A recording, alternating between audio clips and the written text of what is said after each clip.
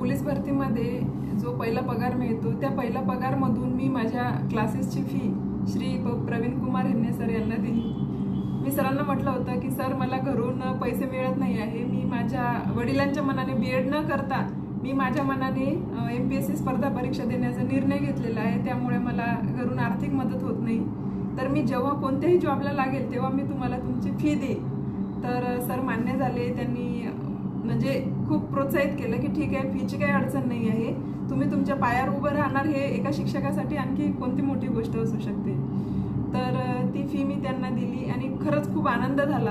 जेव्हा आपण स्वतःच्या मेहनतीच्या पैशात एखाद्याला फी देतो किंवा आपल्या शिक्षणात ज्ञान देण्याचा मोबदला देतो तेव्हा खूप आनंद होतो आणि अभिमान पण वाटतो की मी माझ्या पैशातून माझ्या शिक्षणाची फी देत आहे.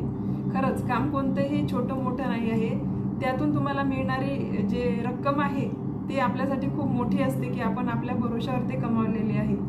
आणि माझे वडील सुद्धा खुश झाले की ठीक आहे, तू प्रयत्न केला, तुला यश मिळालं, पण तू यापेक्षा आता मोठी होऊन दाखव, कारण तुझ्यामध्ये क्षमता आहे, तू मोठी होऊ शकते. आणि मी असं केल्याशिवाय तू स्वतःहून असं पाऊल उचललं नसतं, तू स्वतःहून करेज केलं नसतं.